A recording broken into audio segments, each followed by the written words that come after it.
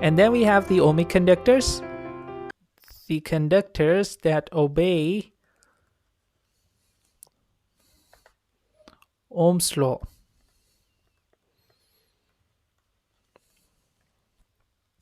Okay, so the shape of the graph for the ohmic conductors is a straight line passing through the origin. And if I reverse the axis, you get the same thing, exactly the same thing, no variation in that. And how do you find resistance through this graph? You simply choose a point. For example, let's say you have chosen this point over here. You find the value of voltage over there and you divide it by the value of current over there. And in that case, it appears if you take the gradient of the line, of this straight line, you get resistance. And mathematically, we do get the resistance if we take the gradient. But if we be more realistic, then we should not be saying that the gradient of the line is the resistance. Because for the gradient, the formula would be del y, change in y, divided by change in x. This is the formula for the gradient. And if we write down the formula for the resistance is not change in voltage to change in current. Rather, for the formula of resistance, it is pretty straightforward. The potential difference at that point divided by current. We do not refer to change in voltage or change in current for resistance. So instead of saying that we find the gradient of the line, we simply say we choose a point, we take the value for voltage over there, we divide by the value of current at that point. That's it. Mathematically, whether it equals to gradient or not, that's a different thing. And technically, the gradient would be referring to the change, but resistance does not refer to the change in voltage and change in current. Let's go for the filament lamp. So for the filament lamp, the graph starts with a straight line. And then as the temperature of the filament lamp increases, the resistance of the filament lamp increases, and hence there would be a decrease in the rate of increase of current. So current, when the resistance increases, the current increases at decreasing rate.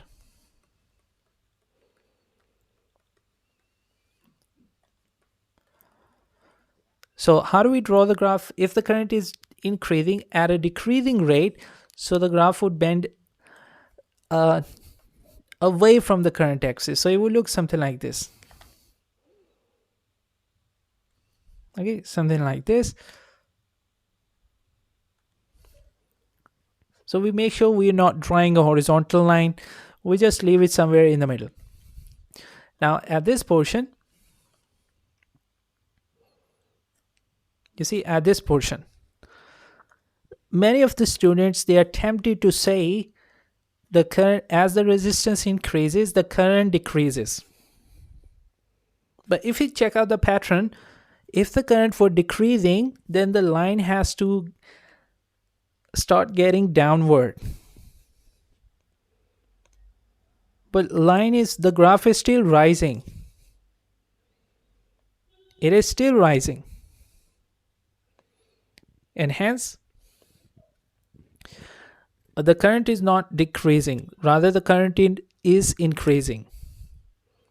But the rate by which the current was increasing, that rate decreases. So for example, the current was 0 amperes.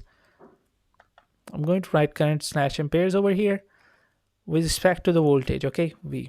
So 0, 5, 10, let's say 15, 20, 25. Okay, so at 0 volts, the current was 0.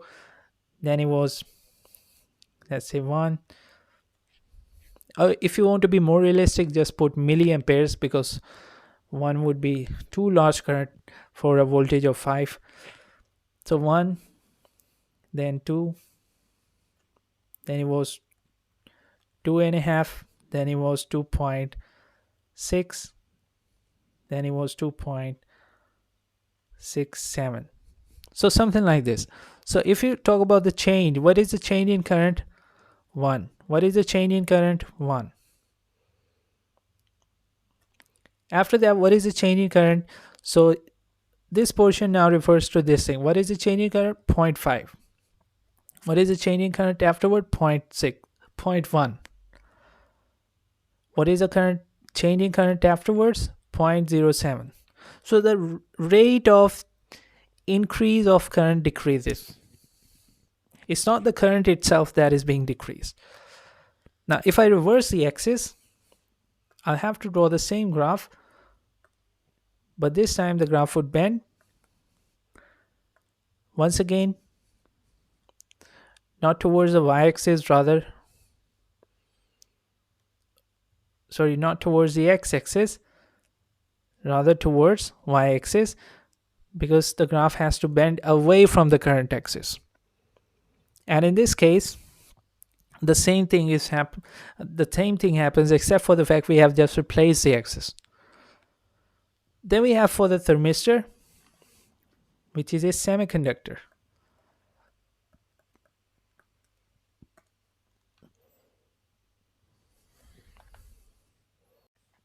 So thermistor is a semiconductor, and for the semiconductors, the relation between the temperature and resistance is exactly opposite to the one for the conductors. So if the temperature increases, the resistance for the thermistor or the semiconductor would decrease.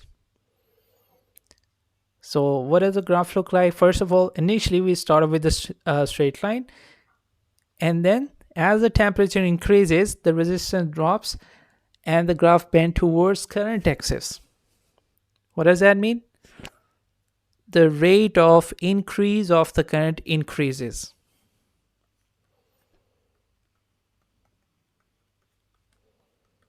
Or the current increases at increasing rate.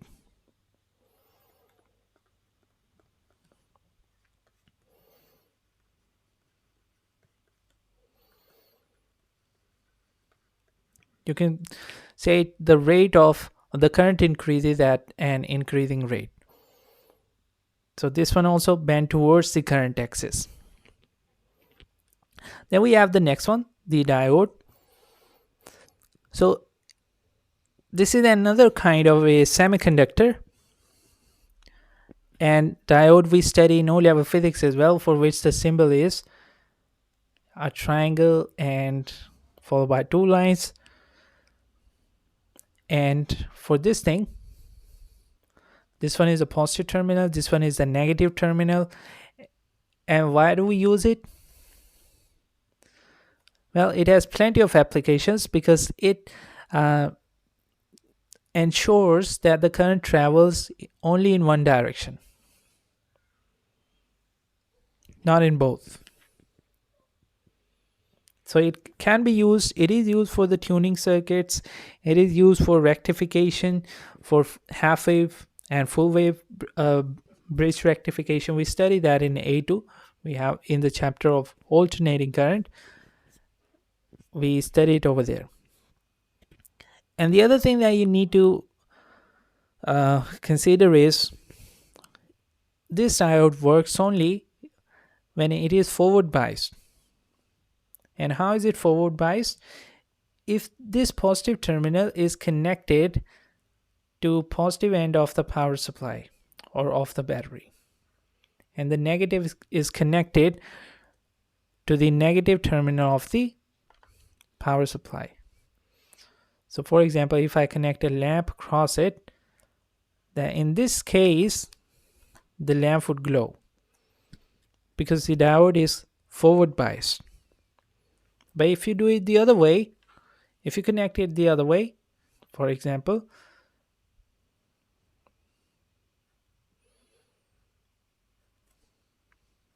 something like this.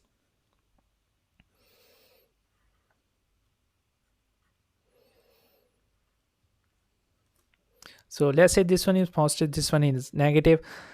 So in the first one, the lamp glows, but in the second case, there is no light. The lamp does not lit up because the diode is reverse biased, as opposed to the previous case where the diode was forward biased. The other thing that you need to know about is from the last paragraph, for any voltage that is less than 0.6 volts. Okay, so any voltage that is less than 0.6 volt, the diode would just ignore the voltage as if it's not even there. No current would flow through the diode even if it is forward biased. So at 0.1, 0.2, 0.3, 0.4, 0.5, no current flows, and at 0.6 the current flows. So it starts to conduct electricity. Suddenly, if you reach the threshold voltage, threshold means the minimum voltage that is required to trigger the conduction, which is 0.6 volts. So considering those things, what does the graph look like?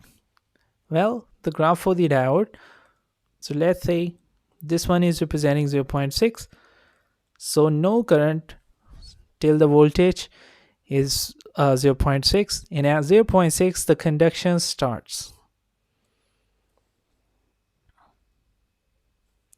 And beyond that, if we provide the negative voltage, that means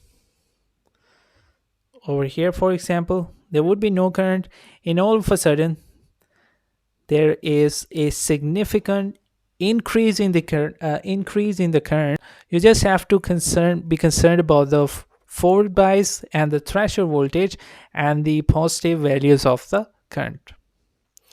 So we skip this one, or you can just switch the axis and draw accordingly.